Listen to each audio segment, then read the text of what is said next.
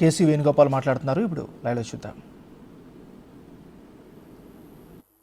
We demanding for an announcement of national caste census without any delay at all. We decided to have a national campaign on these issues, including the caste census and protection of the constitution and reservation issues. We will chalk out the program in details in coming days, and party from district level to state level to national level, there will be a massive national campaign on the social issues. These two issues we already decided. The meeting has already condoled the tragic death of Wayanad landslide, and we already demanded Wayanad disaster has to be announced as a national disaster. Already that leader of opposition put forward that idea in the Lok Sabha itself, and we already discussed about the natural calamities which happened in other parts of Uttarakhand, Himachal, Assam and northeastern states. We urged upon the government to make necessary help to the states, including Wayanad. Regarding the Bangladesh issue, meeting called upon the government of India to take all possible steps to ensure that targeted attacks on religious minorities and their places of worship in Bangladesh are stopped, and to ensure that they are enabled to lead a life of security, dignity and harmony. These things we already said it in the meeting. We are going for again I am reiterating, we are going for a national campaign on social issues like caste census, constitution protection and reservation. Number 2, we are going for a national level agitation on Bada Adani scam. Third, about the landslide and natural calamities, we took a resolution. Fourth, requesting the government of India to take immediate steps to protect the religious minority of Bangladesh, basically. Any questions? On sub-classification, the caste census within the scheduled caste, you all have said that they all endorsed the cabinet's decision of, no creamy layers. This is our oldest stand. No, the issue, sir, is after the 6-1 judgment, they have said you should have sub-classification within the scheduled caste. Do you support that decision? One, and two. Already Congress President has given a clear-cut statement on that issue. It could have been come through the parliaments.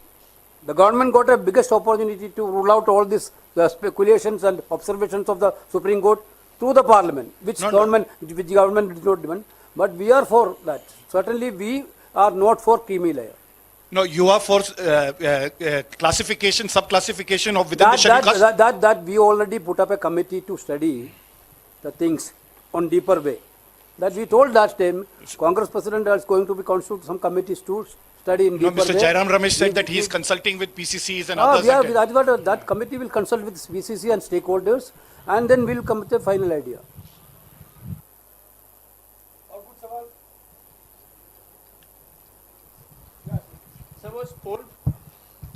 Sir, was poll preparedness for the upcoming assembly elections also on the agenda, and was there any decision regarding alliances, especially in states such as Haryana?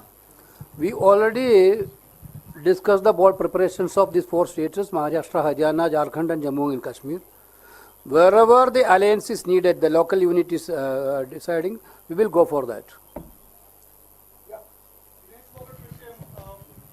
Dinesh Phogat വിഷയം അവിടെ പാർലമെന്റിലെ പ്രതിഷേധത്തോടുകൂടി അവസാനിപ്പിച്ചു. അതല്ലെങ്കിൽ ഇനിയും മുന്നോട്ട് കൊണ്ടുപോകാൻ ഈ sports മേഖലയിലെ വിഷയം മുന്നോട്ട് കൊണ്ടുപോകാനുള്ള ചർച്ച ഉണ്ടായിട്ടുണ്ടോ കോൺഗ്രസിന്റെ ഭാഗത്തുനിന്ന്?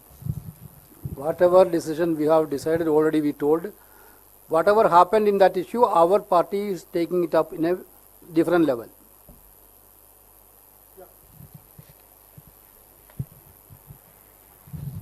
सर पहली बात तो यह है कि बंगाल के साथ साथ दूसरी पीसीसी में चेंजेस के लिए कोई इशू था क्या आज? और दूसरी बात यह है कि बंगाल में एक doctor That type of issue will not discuss in the General Secretary's in charges meeting. That is an internal organization matter which party will take a call.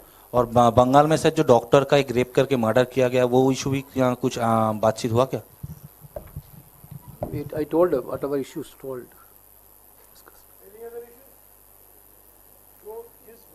बात हुई है, उन्होंने साफ कहा है 3 मुद्दे पर बात हुई। एक जेपीसी की मांग हमने दोहराया है, अडानी महाघोटाले के संदर्भ में 1 साल से हम मांग कर रहे हैं और जिस तरीके से अभी नए खुलासे आए हैं उस और भी महत्व रखता है कि जेपीसी का गठन जल्द से जल्द हो। दूसरी बात जो उन्होंने कही है, जो जिस पर बातचीत हुई, राष्ट्रीय स्तर पर केंद्रीय सरकार द्वारा जातिगत जनगणना करना जरूरी है। संविधान के अनुसार जनगणना की जिम्मेदारी केंद्र सरकार की होती है, राज्य सरकारों की नहीं। राज्य सरकारें सर्वेक्षण करते हैं, पर कास्ट सेंसस की जिम्मेदारी सिर्फ केंद्र सरकार को दी गई है हमारे संविधान में। और तीसरी बात जो वेणुगोपाल जी ने कही है, जिस पर काफ़ी लंबी बातचीत हुई, कि जो हमने चुनाव के प्रचार के समय संविधान की सुरक्षा के बारे में हमने जो मुद्दे उठाए थे, संविधान के जो अनेक प्रावधान हैं सामाजिक, आर्थिक और राजनीतिक न्याय को लेकर, उसका पालन करना, प्रावधानों का पालन करना, संविधान को सम्मान देना, उस पर भी लंबी बातचीत हुई। और अगले कुछ ही दिनों में आप देखेंगे इन 3 मुद्दों को लेकर जेपीसी, संविधान का सम्मान और जाति जनगणना, इन 3 मुद्दों को लेकर कांग्रेस पार्टी अलग अलग राज्यों में एक विशाल पब्लिक मोबिलाइजेशन कैंपेन का आयोजन करेगी।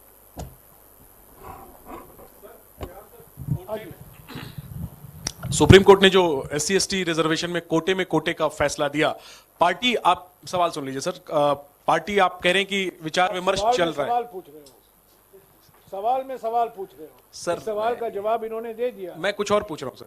आप कह रहे हैं कि पार्टी इस पर विचार विमर्श कर रही है, लेकिन आपकी पार्टी के ही मुख्यमंत्री हैं रेवंत रेड्डी, उन्होंने इसका स्वागत किया है। तो जब स्वागत का पहलू सामने आ गया है, क्या पार्टी रेवंत रेड्डी की बात से सहमत है या फिर असहमत है? क्या रेवंत की वो निजी राय है? Brother, whatever party decision is going to come, it is applicable to everybody. The party will take a stand. We are going to have a discussion with the PCCs and the other stakeholders. We will have a 2-level discussions. Then finally we will come with an idea. Then everybody, including Revanth Reddy, it is applicable. That's all.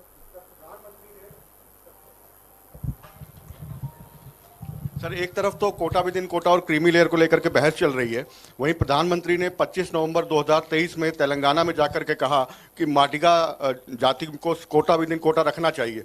तो प्रधानमंत्री ही क्या इस मामले को लेकर confusion create कर रहे हैं?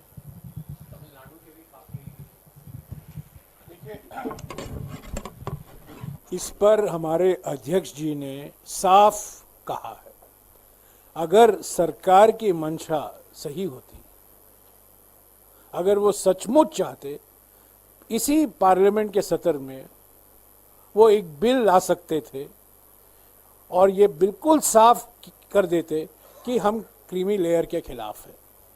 कांग्रेस पार्टी, कांग्रेस अध्यक्ष ने बार बार कहा है, क्रीमी लेयर के खिलाफ हम बिल्कुल हैं, 100% हम खिलाफ हैं। अगर वो सब कैटेगराइजेशन के पक्ष में थे, वो कानून बिल ला सकते थे इस पार्लियामेंट के सत्र में।